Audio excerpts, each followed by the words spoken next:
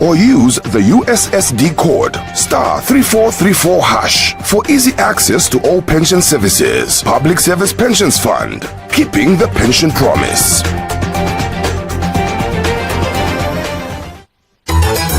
The news.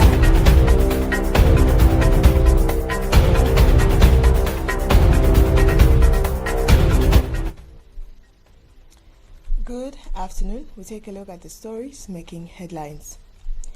President Hakainde Hichilema has called on the Norwegian government to reconsider its diplomatic footprint in Zambia by reopening its embassy in Lusaka rather than continuing to service the country through its mission in Malawi.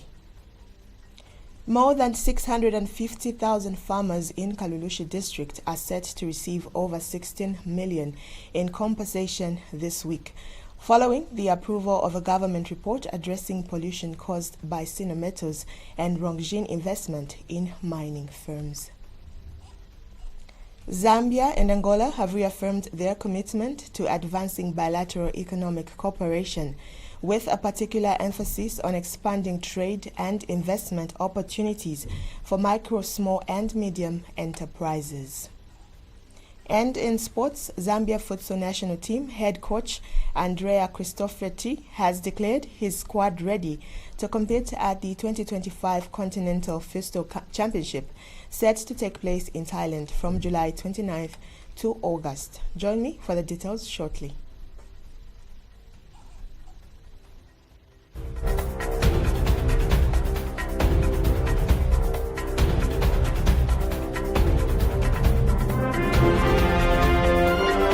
The news. 88.5 Sun FM. To present the news, my name is Mwema Shanshima. President Hakainde Hichilema has called on the Norwegian government to reconsider its diplomatic footprint in Zambia by reopening its embassy in Lusaka rather than continuing to service the country through its mission in Malawi. The appeal was made during a bilateral engagement with Norway's Minister of International Development, Asmund Gava Akrusat, at State House today. President Hichilema emphasized that Zambia's growing international partnerships and regional significance warrant direct diplomatic representation. The call aligns with Zambia's broader push to deepen ties with Nordic countries, especially in areas such as renewable energy, governance and sustainable development. Our citizens who are studying or resident in Ukraine, and the damage it's doing to the people, to women and children, property, dislocation, really is something that we hold dear. And we reflect and we say, if one of our neighbors did that to us, how would we react? That's why you see our position very clear there, because we must put ourselves in the shoes, in the situation of others. How would we handle a situation like that? Would it be something that would be supportive? The answer is no. So really, we don't support aggression. We don't support, conflict, so to say. As you know, our history as a country, we're host to a lot of liberation struggles, independence struggles, and we carry that pedigree, Minister, from those many years. Meanwhile, Norway's Minister of International Development, His Excellency Asmund Gruva Akrusat, has emphasized the importance of expanding trade and encouraging private investment as key strategies to generate employment and channel more resources back to local communities. I say that one of the things that I have of highest concern, and many things have concern of at the moment, is the very lack of international law internationally, and this is a threat to all of us, because in the end, I mean, it's the same international law that protects all of us, and especially smaller country, I would say. But I mean, in the end, we all depend on international law and international cooperation, also the superpowers, but especially countries like Norway, Zambia, and others. Therefore, I just would like to thank you so much for the very important voice that Zambia had related to the war in Ukraine. Speaking during the meeting, Minister of Finance and National Planning, Dr. Stumbeko Msokotwane has reiterated the need for increased investment across African nations to drive sustainable economic growth. Very, very seriously to attract investments in the country.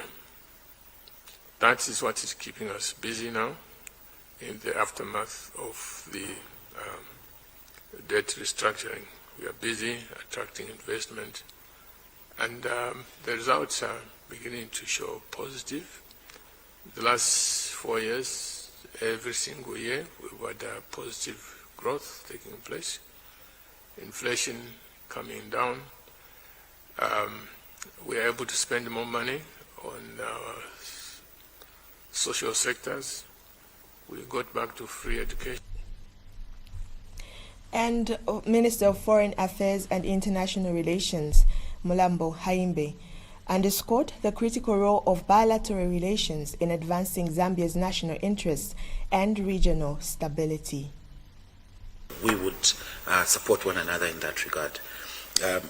Most importantly, in terms of the strengthening of our relationship, which has, as the Minister noted, has been there for decades, there are several activities that we would want to undertake, including the Honourable Minister visiting us. It's an important step towards strengthening that relationship. So we look forward to continued engagement with Norway in a positive way, as we have done over the last decades and going forward.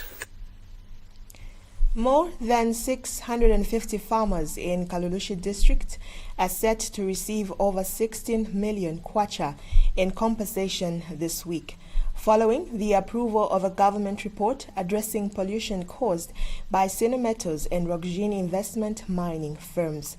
Copperbelt Province Minister Elisha Matambo confirmed the farmers whose livelihoods were disrupted by the February 18th tailings dam collapse at Sinometals in Chambeshi, stating will finally be reimbursed for crops losses, soil damage and livestock death. 14,129,435 kwacha 20 ngwe.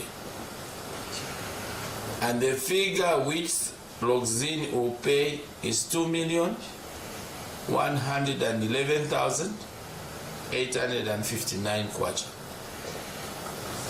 When you add these two figures, say Sinometals and Rockgene, the total is coming to 16,241,294 kwacha 20 ngwe. 16,241,294 kwacha 20 ngwe.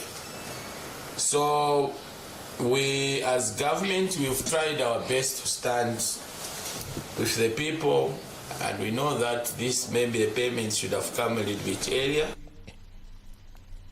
Mr. Matambo stated that the payout covers one season of unseasonable farmland due to contamination of the Kafua River with acidic waste. He noted that the mining companies have been directed to retrieve the approved compensation report and submit it to the Zambia Environmental Management Agency, ZEMA, which will issue a formal letter authorizing disbursement of the funds. So, the right thing is done, the law is followed, and then we also didn't want to pay the companies to come and pay people who didn't have crops, who never had even fields there, because I think some people also wanted to jump on this issue so that they can get money, even if they didn't have any field or crops which were damaged. So this is the issue. We have talked to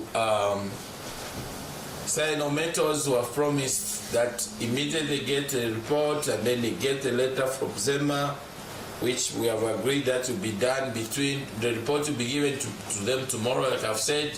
Monday to Tuesday, they will get that letter from ZEMA. We'll make sure that all that is arranged.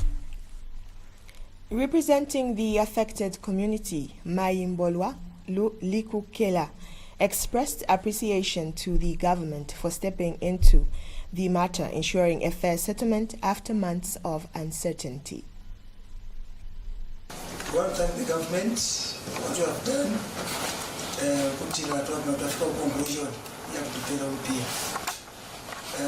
Kutotela, Apakalamba, because as farmers, we've suffered a lot. It's now almost 3-4 months, now 5 months, waiting for our money to be paid. Now, this coming week, we have to pay Rupia. So, in short, Kutotela, Apakalamba San. Zambia and Angola have reaffirmed their commitment to advancing bilateral economic cooperation, with a particular emphasis on expanding trade and investment opportunities for micro, small and medium enterprises. Speaking on the partnership, Permanent Secretary at the Ministry of Small and Medium Enterprise Development, Subita Mutelo, underscored the importance of cross-border collaboration and peer learning between MSMEs from both countries.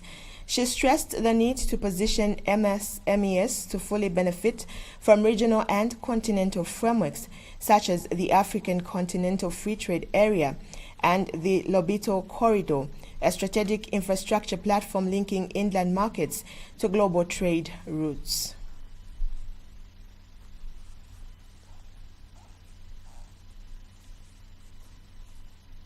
The reaffirmation signals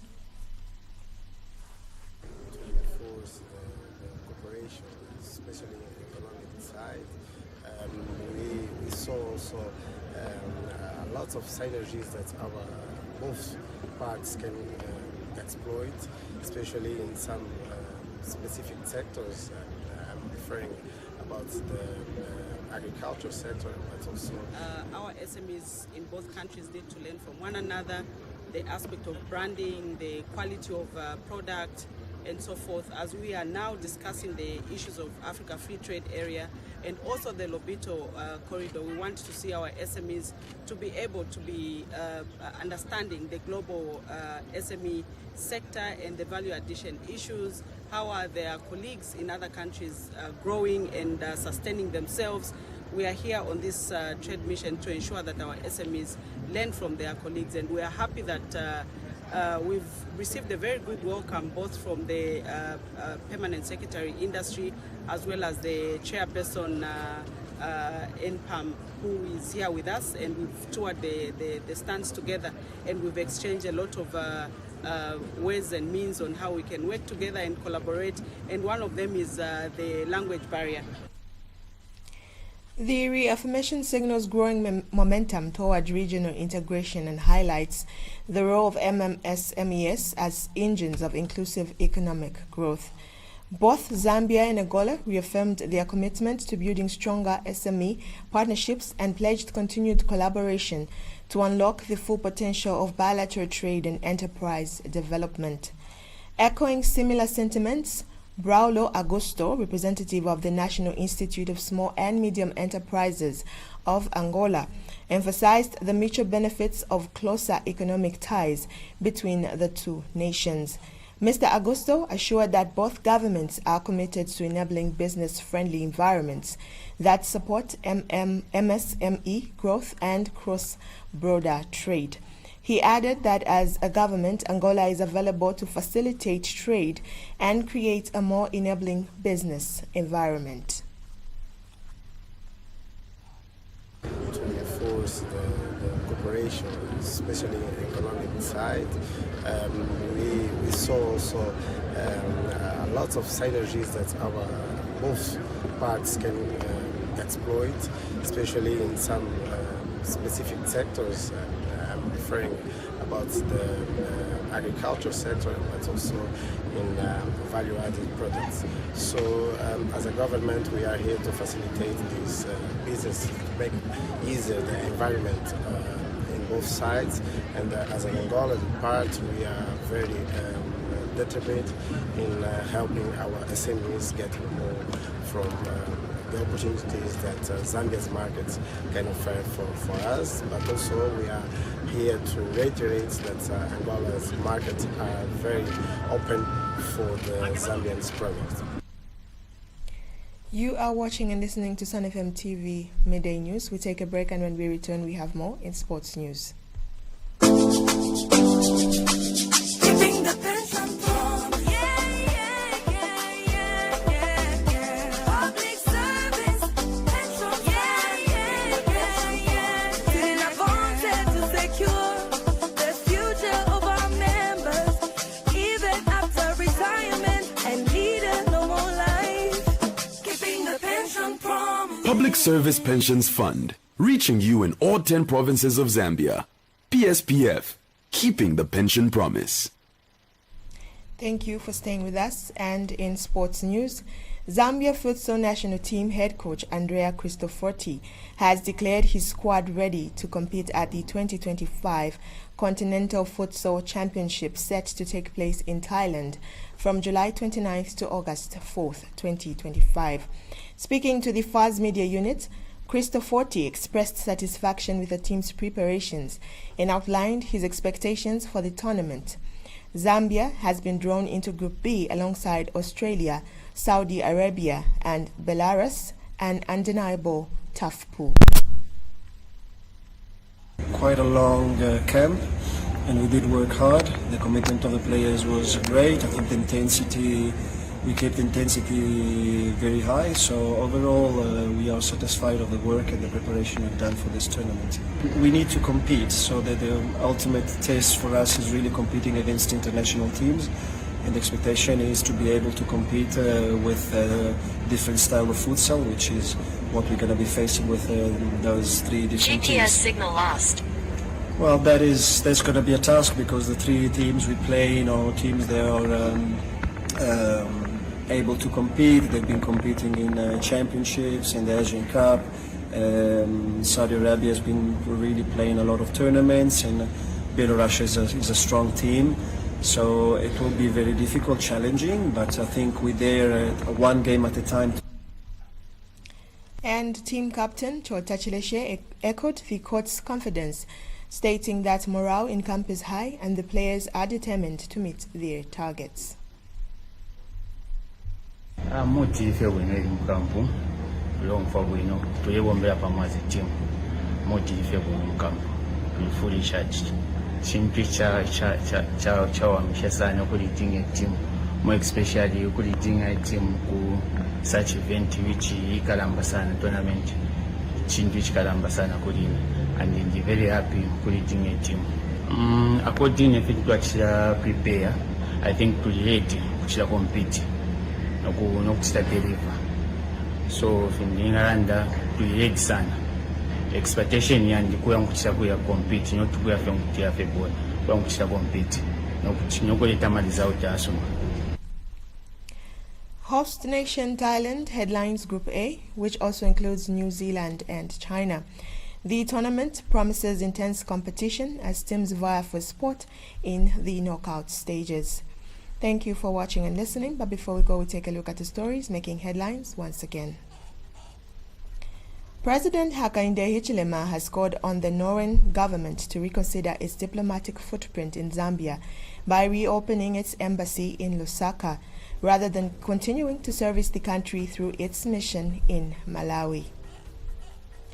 More than 650 farmers in Kalulushi district are set to receive over 16 million kwacha in compensation this week, following the approval of a government report addressing pollution caused by Sinometals and Rockjini investment mining firms. Zambia and Angola have reaffirmed their commitment to advancing bilateral economic cooperation, with a particular emphasis on expanding trade and investment opportunities for micro, small and medium enterprises.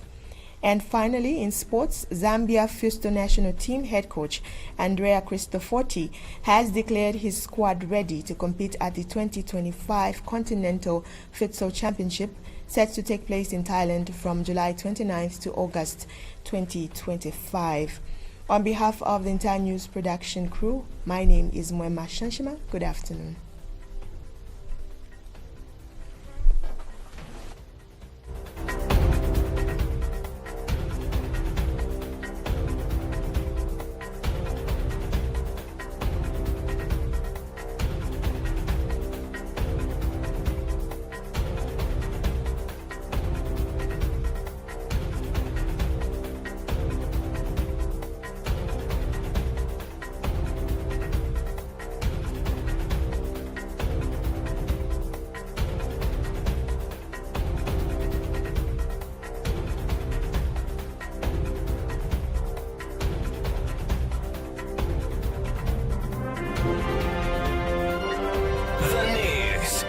88.5 Sun FM.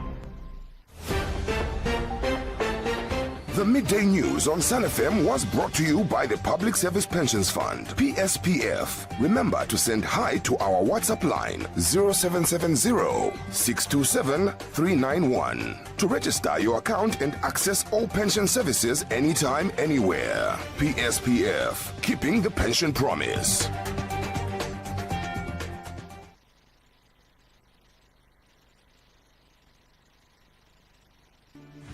Sun Sports TV is now